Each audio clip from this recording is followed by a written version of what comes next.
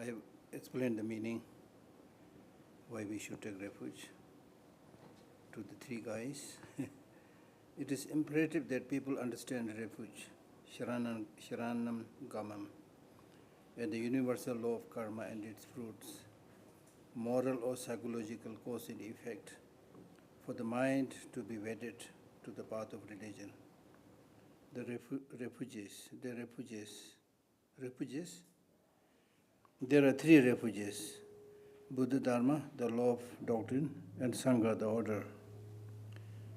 Buddha, one who has cleansed their mind of all impurities and has removed the motives and inclinations that lead to them, freeing himself thereby from the defilements of sin, becomes omniscient and is known as the Buddha.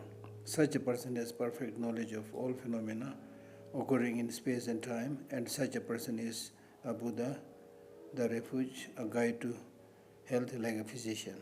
You already know.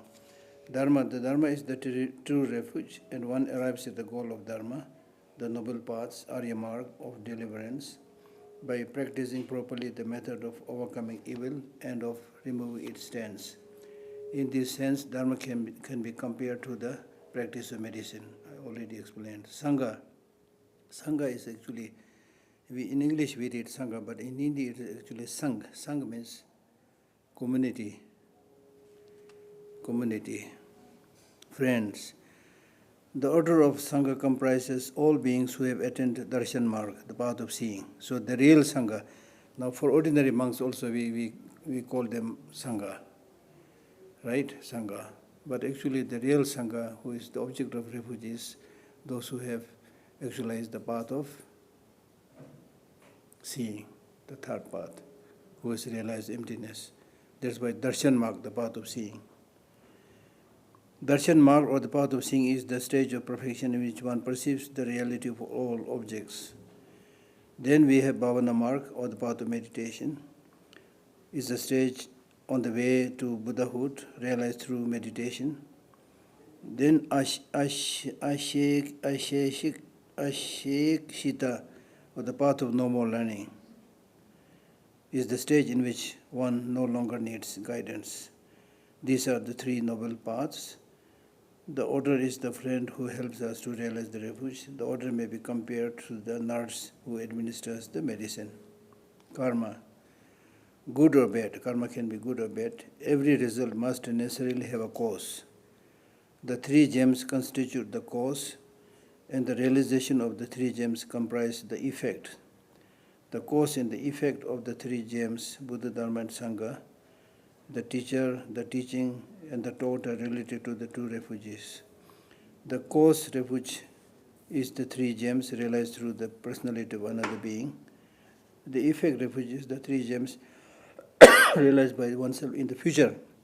So the effect refuge is what you will actually become in the end when you become the Buddha. Okay. In the former case, the three gems are to be considered external entities, like the Buddha and Dharma and Sangha that are outside there, where we take refuge, right? They are the cause refuge. So the former case means the cause refuge. In the case of the cause refuge, the three gems are to be considered external entities, while one is perfecting oneself. That is, while one takes refuge objectively.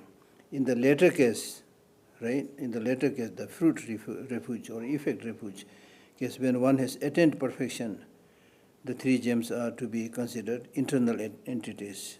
Then you yourself become enlightened, and the path you have actualized, right? And you yourself is also the Sangha. For example, Buddha, in his mind there is Dharma, he himself is Buddha, he himself is Sangha. Okay? When you become a Buddha. As a stronger person must provide refuge or protection to the weaker, the more powerful of the two refuges, the cause refuge protects and harbors the seeker. When the weak become strong through the help of the protector and teacher, and their status is powerful, they attain the three gems of the effect refuge. Then you also become Buddha, and you. But according to Buddhism, there is no like one cosmic or universal Buddha up there and then you work very hard, and then gradually you get enlightened, you merge into that one. There's nothing like that. It's all, you always maintain your separate entity. Just like you do your BA, I do my BA, but we still maintain our individual identity. I'm not sure I understand what identity then would mean, because every time you die and you take rebirth, your identity is different, although your consciousness moves.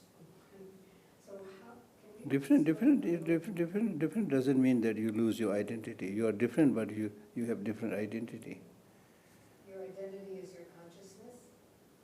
Your identity is not just your consciousness. There are so many identities. But your consciousness is your one of your identity. Okay. So that's the one As I mentioned earlier, in one individual, there are millions of identity. You have millions of identity. Millions. Because you are not table, right? I don't think so. So your not being a table is your identity. You're not being you Yeah, I understand. so It's very bizarre. not bizarre. I'll let you know how it makes sense. God say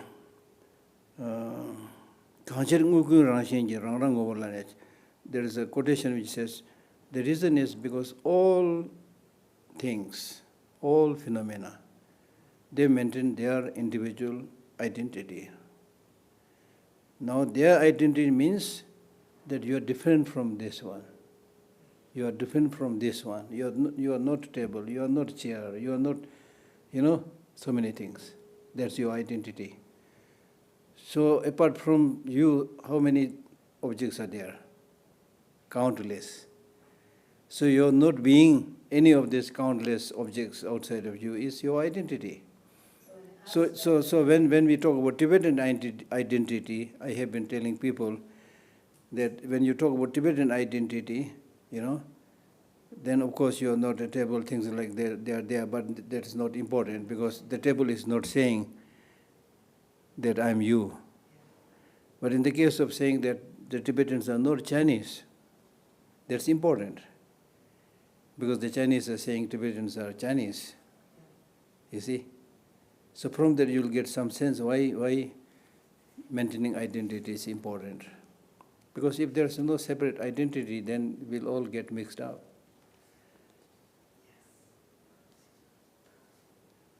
Yeah. Yes, but if we're so interconnected that there's no difference between Having different identity does not mean you are not connected.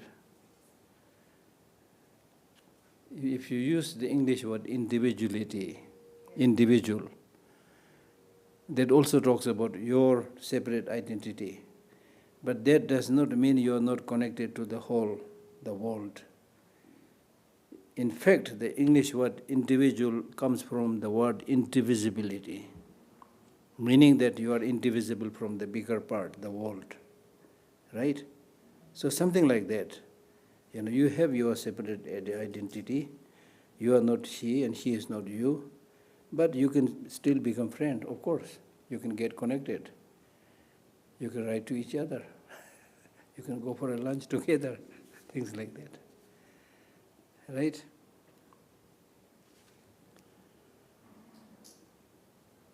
But then like, if you go a little bit deeper, then identity is not only the external makeup and look, that also is one feature by which your identity is recognized. For example, you look differently, she looks differently, she looks differently, that's also one thing. But sometimes two people may look alike, right? Look alike, but their essence is again different. For example, if I was recently reading a piece where it says, if somebody says, I'm your mother, and she really looks like his mother, and this lady also insists, I'm your mother, although she is not. But then this person says, yes, you look very similar to my mother, but you don't have that essence. You see, so if you go a little bit down, then everyone has a different mentality, different character, different behavior, different essence, right? In the case of so many Buddhas, Yeah. is that because some Buddhas are more suited to be helpful in some areas than others because of their essence, or is it not? No. The easiest example is if there are 10 people who do the best Geshe degree, Geshe Lhakdor, right? So they all do Geshe Lhakdor. They all, achieve success with a flying color, as we say.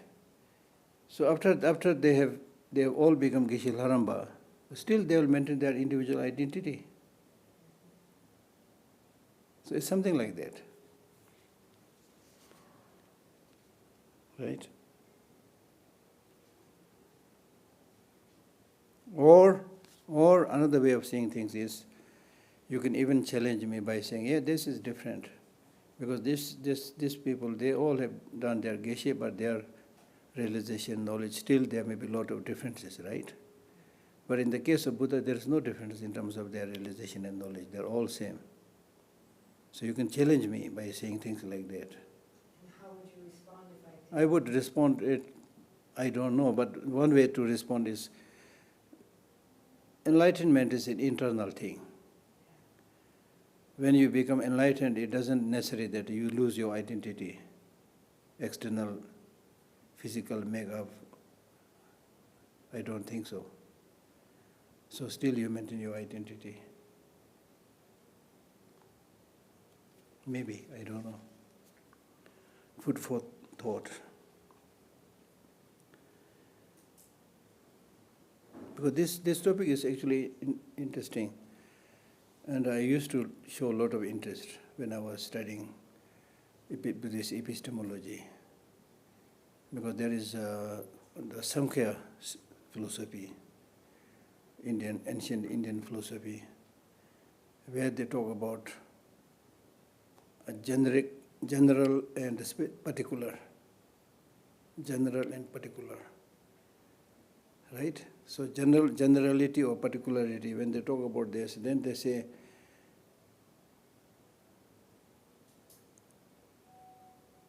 that there is a general cow in general.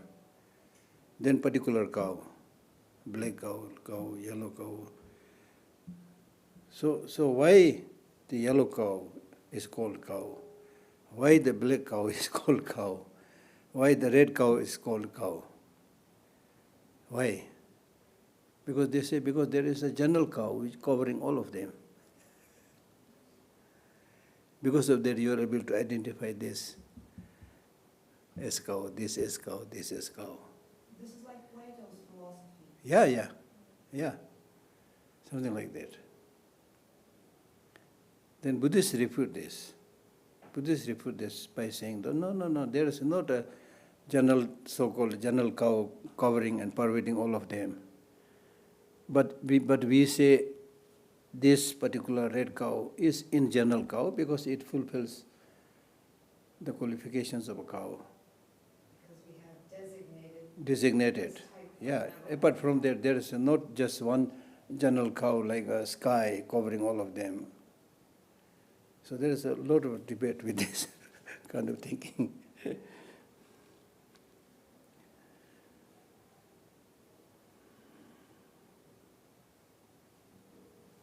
Karma. Good or bad, every result must necessarily have a cause. The three gems constitute the cause. Okay, we did that. The cause refuges, the effect refuges the three gems realized by oneself at the time. In the former case, the three gems are to be considered external entities, while one is perfecting oneself, that is, while one takes refuge objectively. In the latter case, when one has attained perfection, the three gems are to be considered internal entities, that is, one takes refuge subjectively. Yeah, I already read this, sorry. As the stronger person must provide refuge or protection to the weaker, the more powerful of the two refuges, the cause refuge protects and harbors the seeker. When the weak becomes strong through the help of the protector and teacher, and their status is powerful, they attain the 3 gems of the effect refuge. Efforts to actually realize the characteristics, realize the characteristic conditions of the 3 gems should be made during this life. And for this one must practice the 3 moral precepts, 3 shiksha, the 3 moral precepts. Adi shiksha, the training in higher conduct. Adi samadhi shiksha, the training in higher meditation. Adi prajna shiksha, the training in higher wisdom. In terms of analogy, Adi shila shiksha is the strength of a person. Adi samadhi, their sure hand, and Adi prajna, their sharp axe. I explained this to you earlier. I explained these 3: morality, concentration, wisdom, like a healthy person, healthy arm, and sharp knife. You remember? I've explained this. So this is what he's saying. Training in higher conduct. The first moral precept, Adi shila shiksha. So these 3, the conduct, the meditation, wisdom, are not simply explained as conduct, meditation, wisdom, but they are called higher conduct, higher meditation, higher wisdom, because this practice leads to achievement of nirvana, enlightenment, and so forth. So it is not just morality. The first moral precept, Adishila Shiksha, which can be termed as the foundation of the 3 moral precepts, has many aspects. All these aspects are based on the precept that one must abandon the 10 immoralities, 10 non-virtues as we call it. Of the 10 immoralities, 3 pertain to bodily action, 4 to activity of speech, and 3 to the function of the mind. You know all this, right? 3 to bodily action means killing, stealing, sexual misconduct. 4 to activity of speech means lying, divisive talk, harsh speech, and gossiping. And 3 to the function of the mind means covetousness, harmful intention, and wrong view. The 3 immoralities pertaining to the body are, it's all there. So, the taking of the life of any living being, ranging from humans to the smallest insect, whether directly or indirectly. So, directly, indirectly means if you send somebody to kill, then you also will be treated as a killer. Okay. So these days, like many of the presidents, they send army to kill. So they say that the army in the battlefield, they are killing people. Not there, but actually from Buddhist viewpoint, they are also killers. Right? And in fact, those armies who go into the battlefield are more or less helpless. But the real criminal is the one who is sitting behind on a comfortable... According to the Nuremberg trials, they are not helpless. Huh? Following orders is not an excuse for committing atrocities. That's international legal... Exactly. But that's true, but how many people pay attention to the details, you know? They say, oh, it's the one who is in the battlefield. Stealing or taking away without consent another's property, directly or indirectly, whatever be its value. Stealing means taking what is not given to you. So what is not given to you, stealing means it may be burglary, it may be robbing, or it may be taking by force. Right? Because you have been attending my classes for the last 9 days. So because of this, if I see nice pen, I say, oh, this pen is so nice, you know. Can I have it? You might say, oh, Geshe, please take it. There's also kind of stealing. Really? Okay. Yeah. Why you asked, like you can steal it. But you are using your status. You are manipulating. Exactly. Yeah. But if you just say, that's really nice, I like it, oftentimes a Tibetan person will give the thing to you. So I have learned never to say that to you. No, that also 2 things. That's really... That depends on the motivation. If I simply, casually, Right, if simply, casually mentions, oh, this is nice, you did not have a motivation to get it, then you give it, that's not stealing. But people will give to you, like... Yeah, that's okay. Then okay. No, it's not okay. That's okay, because you don't have the motivation to to get it from that person. He simply mentioned it. It was nice, If your shirt is nice, and then also partly it's the stupidity on the part of the giver. If I say, oh, your shirt is so nice, you'll take off the shirt and give it to me? Probably not. Why? No, I'm joking. I'm trying to corner you. Yeah, it depends on the motivation, really. Motivation. So the important thing is you should not say things where there is a likelihood of that other person, giving it to you, putting it to you because of your connection, whatever. Right? Committing adultery and indulging in perverted forms of sexual intercourse. So that means having sex with children, having sex with people who are not your wife or husband, things like that. Then the 4 immoralities pertaining to speech are being guilty of falsehood by leading others through false or wrong advice or information, and through all forms of physical indications. So this is making a short thing very long, Basically, this is telling lie. So telling lie is not just speaking verbally, but you can also hint. You can hint, like if a hunter is chasing a deer, right, and the deer is running, and it ran just near you. And when the hunter came to you, and did you see that deer? Oh, you can say, oh, I think something moved, but I really don't know. This is one way of protecting the life, Another way is telling what we call as the white lie. White lie. You saw that the deer went this side, but oh, I saw, it went this side. Something like that. Being guilty of calumny. Calumny means divisive talk, by causing disunity where unity. So divisive talk means causing disunity where there is already unity. Number 1.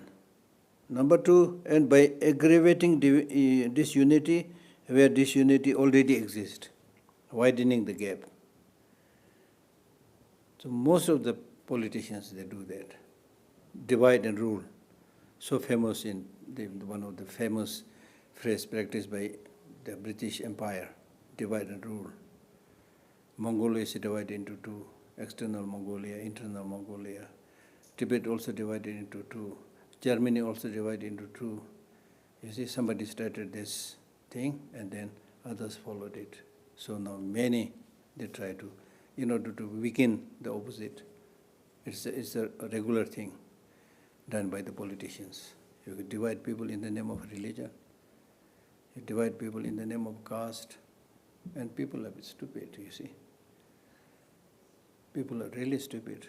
And people have this, I call this tribal mentality. If you talk about your tribe, your tribe is so important, somebody is doing this bad thing to you, then everybody will kind of come on their side. So this is how the whole country is dragged into hell. Right? People don't have this capacity to see the larger perspective, what is really good for the country, what is really good for the whole community. They'll only focus my side, this side. Even in the family, you'll say, oh, I love my wife so much. I love my kids so much, right? Then gradually, if there is a fight between you and your wife, then who will you protect? Yourself. My wife is wrong, I'm right. So at the end of the day, all these divisions take place because of your selfishness.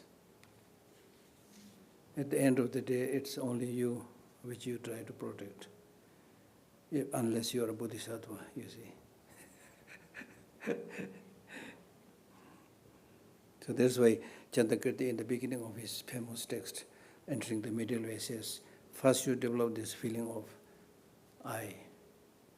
Then you develop this feeling of mine. And because of this craving or feeling, grasping towards I and mine, then helplessly you revolve in the samsara, just like a ring of bucket in a well. You have seen the ring of bucket in the well? From the well, when you pull water, then there's a ring, So this is the example. So when this bucket of will moves, this bucket of, rings of bucket, they sometimes hit on this wall, that wall, So they are all crooked, So like this, we are really like bucket of well. We are suffering like those buckets in the samsara. And it is because of this, the enlightened beings develop special compassion to the sentient beings. Because they are moving not voluntarily but helplessly. The use of harsh and abusive language is also very bad because it hurts other people, The speech that you use may not be sharp like a blade, but it can chop other people's heart into pieces. Right? So when we use harsh speech, we sometimes say this to people with good eyesight, and if he or she is not able to see something, then say, "Are you blind?" If somebody is already blind, then you say, "You blind?" So when somebody is blind, and on top of that, if you see "you blind," this is really like, kicking a person who is already fallen on the ground. You see. So as much as possible, never highlight the shortcomings of other people, because that makes them so sad. You orphan, you see. I mean, it may be true in other places also, but sometimes the aristocratic family, they are very good in bringing down upon other people. They will first see what are your weaknesses. Then in order to humble you down, they will highlight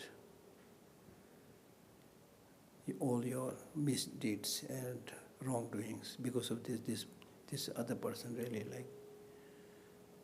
becomes completely trampled. Then they rule, you see.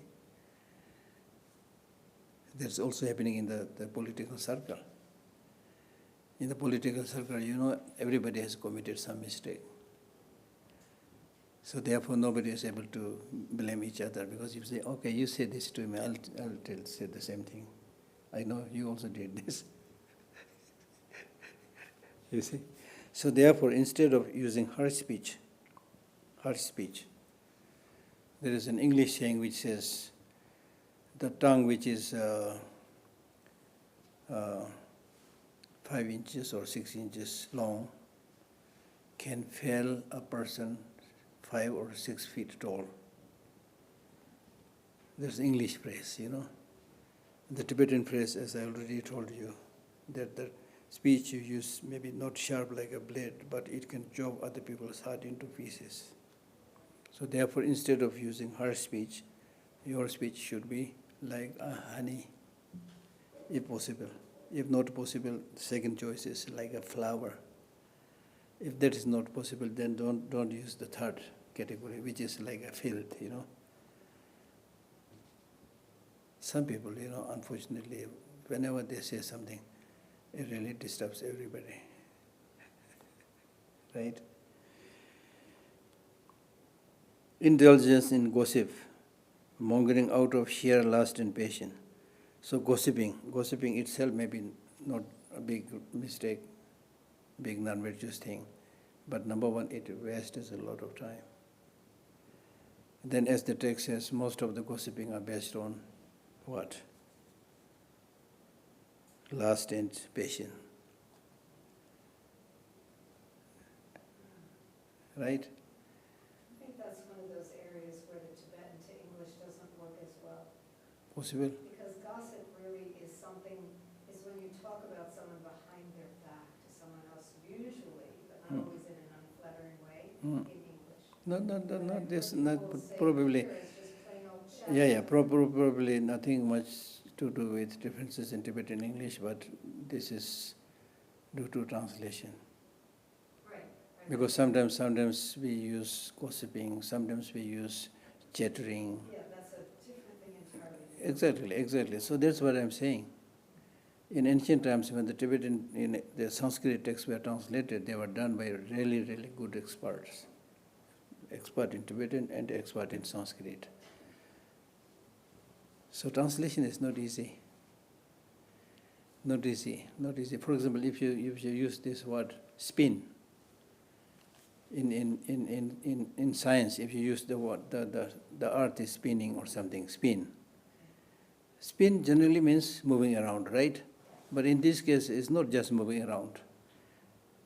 It's moving around itself or something like that. So in different contexts, they have different meaning.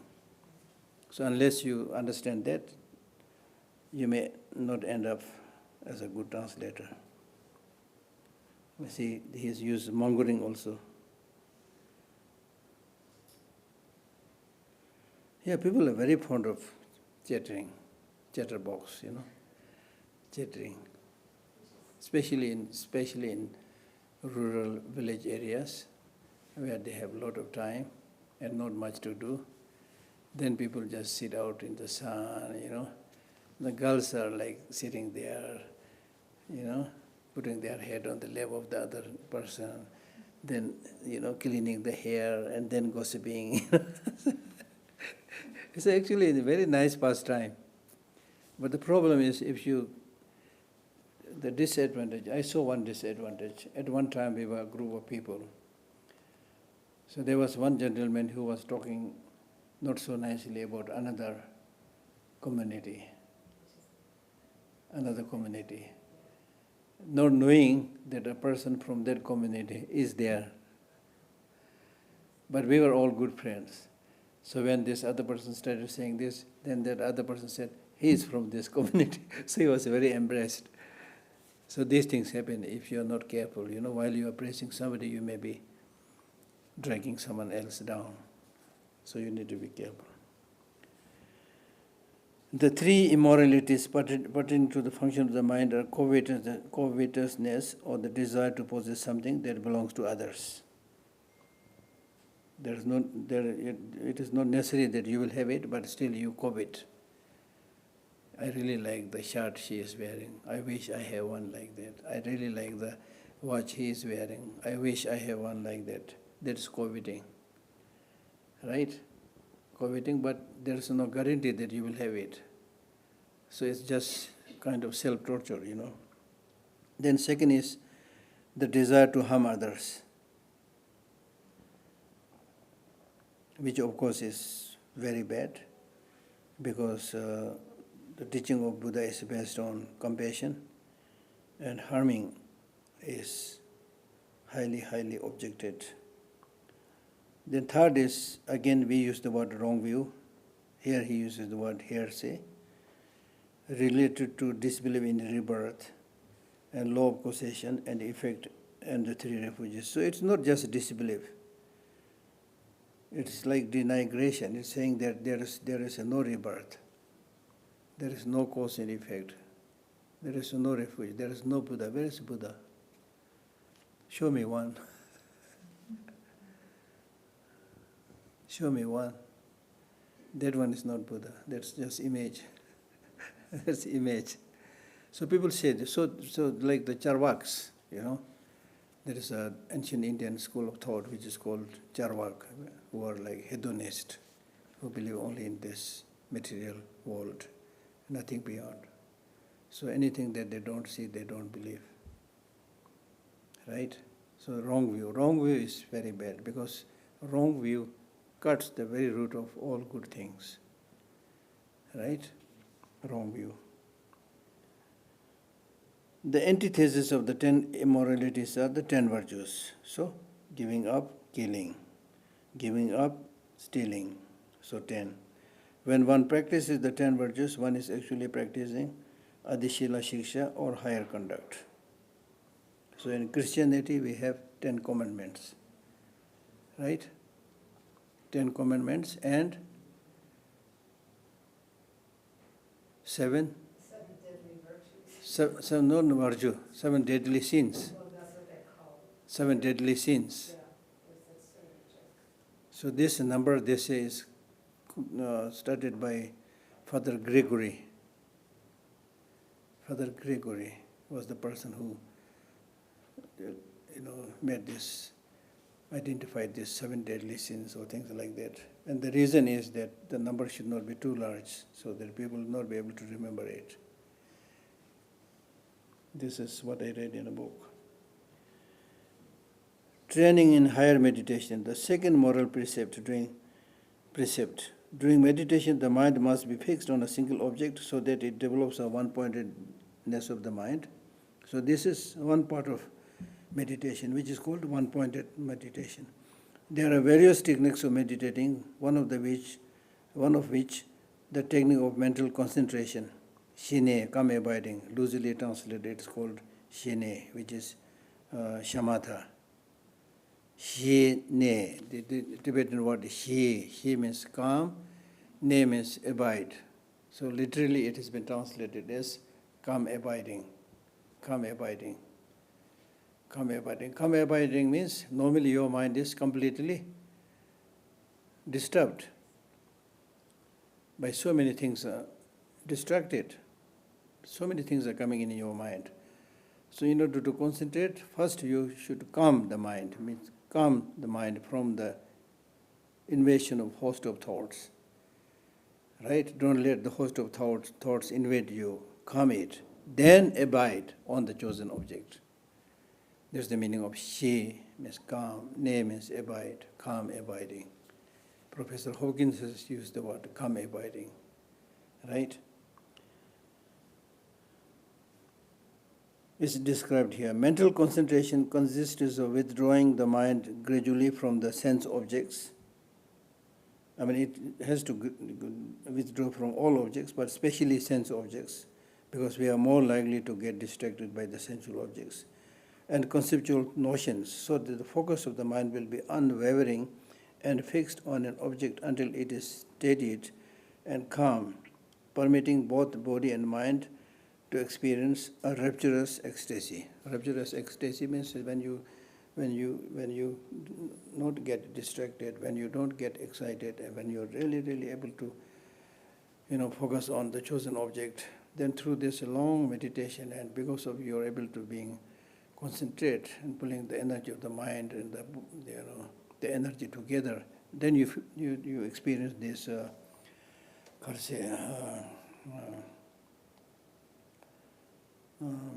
ecstasy. Physical. We use the word plancy. Plancy. Plancy, plancy. Which plancy means a highly trained state of the mind and the body. When your body is highly trained, you don't get tired. And that lack of tiredness comes when your mind is thoroughly trained. When your mind is thoroughly trained and calm, then the energy follows that goes within your body, relaxes your whole body, by which you are able to sit there and meditate for a long, long time. How does that relate to Csikszentmihalyi's flow? Do you know the concept of flow Yeah. in the West? Yeah. Csikszentmihalyi wrote a whole book about it. When you get so focused on what you are doing that nothing breaks your concentration, and then you're almost in a state of, I wouldn't call it rapture, but it's just you've forgotten yourself, and it's very energizing, and it's really perfect. And then, it sounds a lot like that, but I would never call it ecstasy. Is it similar? Is that the same? No, they're different words. I was using the word plancy, which basically means, the Tibetan word is shinjang, a thoroughly trained state. Shindujangwa. Thoroughly trained state of the body and the mind. Right? When the mind is thoroughly trained and focused and calm, then the energy that flows throughout your body also produces this, this kind of joy in the body, and the body doesn't get tired. Something like that.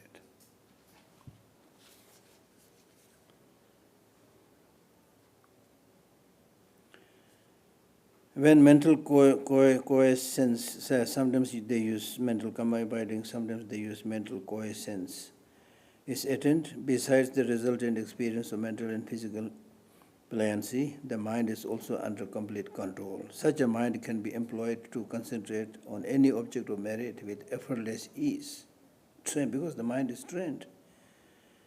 As Tsongkhapa says, that the mind will become very obedient. If you tell the mind, stay on this object, it will stay on the object like a mountain. It will not move.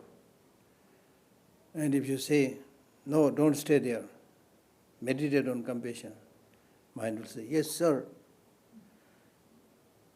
Or if you tell the mind, no, compassion is now, meditate on wisdom, yes, sir. So it's really like your mind will become like a very obedient servant.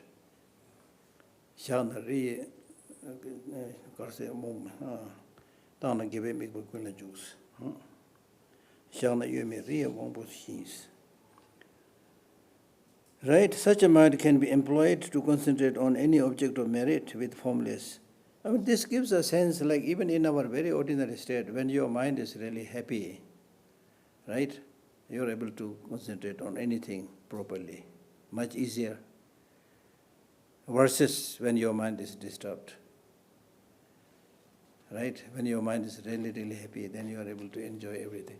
Wow, the weather is so good. Wow, the cup of tea is tasting so nicely. So everything looks good.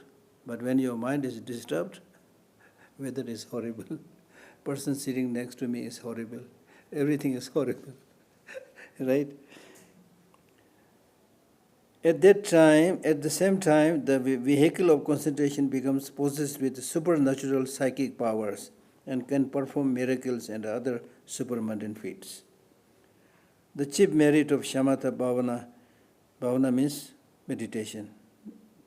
The Sanskrit word bhavana basically means cultivation. So sometimes they say the word cultivation is better than meditation.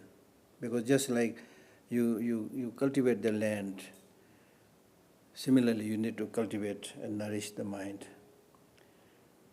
Right?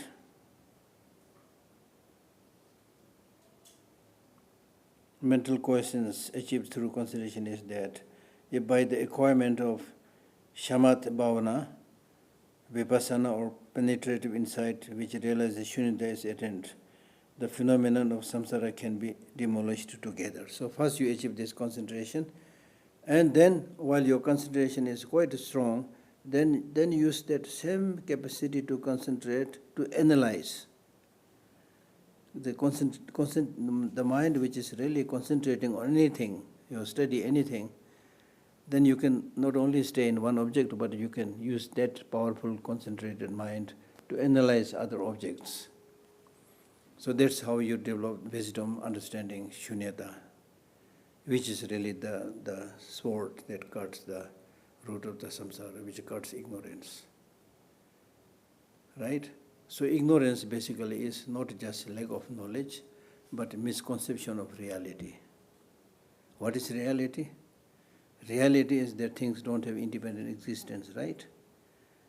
But to your misconceived mind, you tend to see things as having inherent independent existence.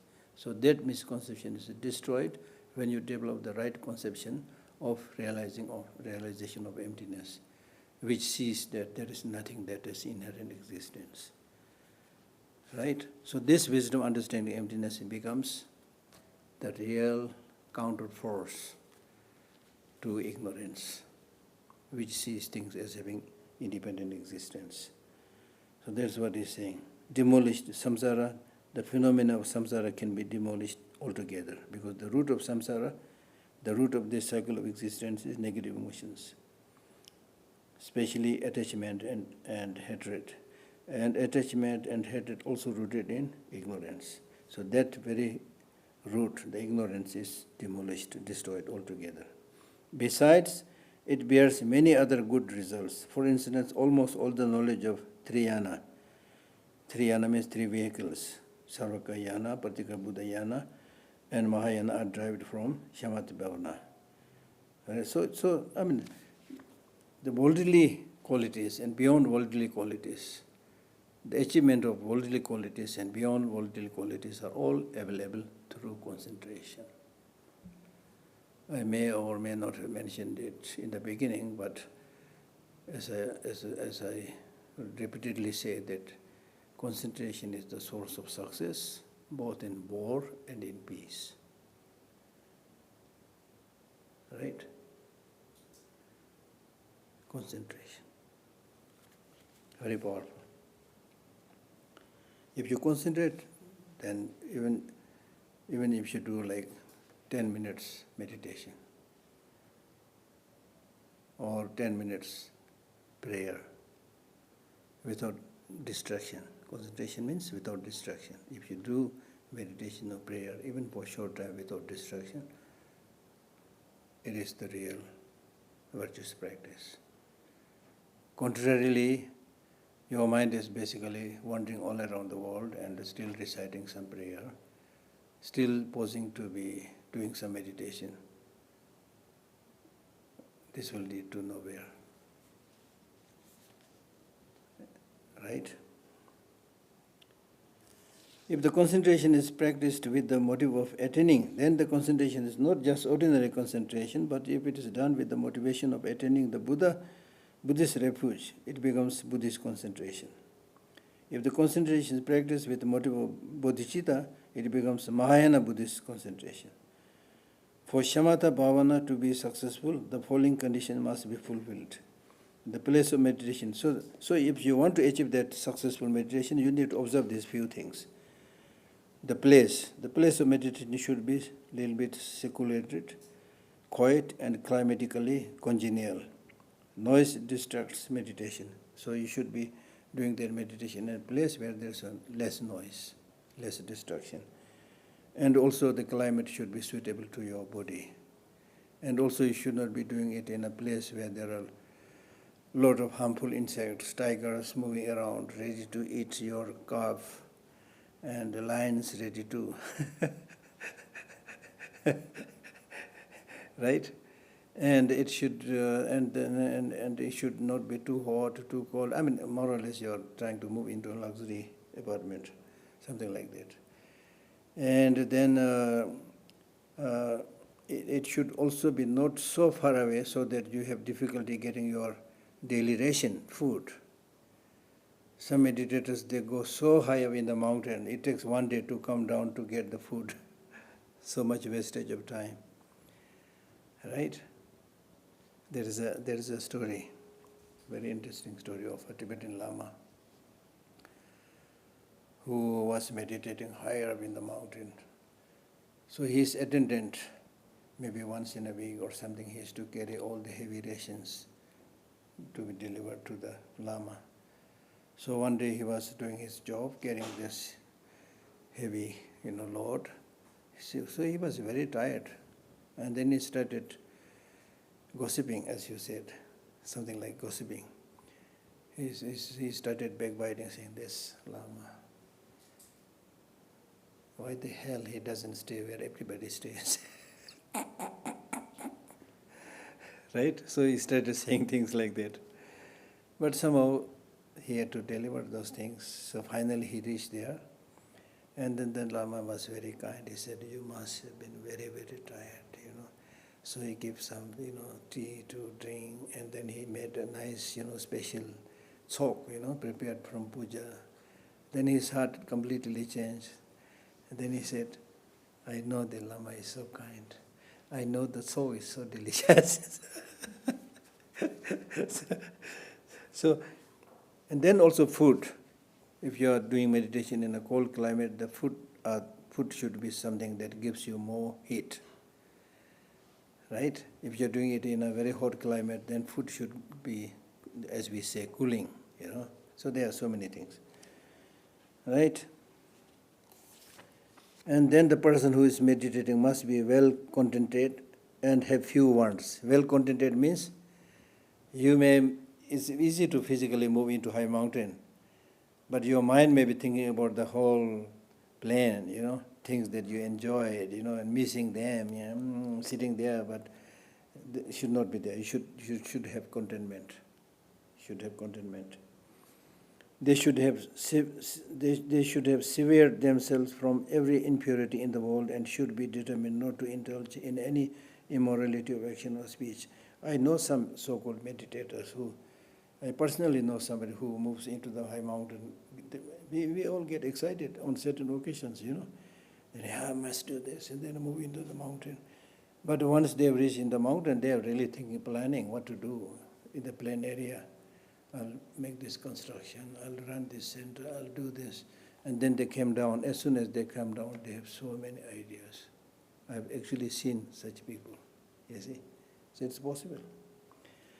They must grasp comprehensively the instructions and the methods of deep meditation. They should be fully aware that craving has its retribution and that the phenomenal world is ephemeral. So meditation on impermanence is very, very important. Then the place where you are meditating also should not be too far away from other spiritual practitioners.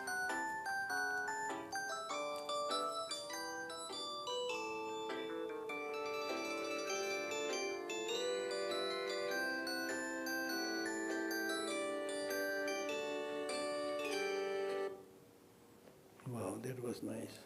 Change that. Time must be up. Yeah, we have 5 minutes still. So, shamatha is achieved according to Arya Bodhisattva Maitreya by relinquishing the 5 sure. So I don't have to read all of this, okay? So we are done more or less. You should read the rest by yourself. And so there are some images, if you want to visualize some images, they are there. Then there are some mantras. So there is a section called Preparing for the Sessions on page, after all the illustrations, there is a text called Preparing for the Sessions. So this tells you how you should prepare your meditative sessions and what preliminary meditation should do, then take refuge and all those things.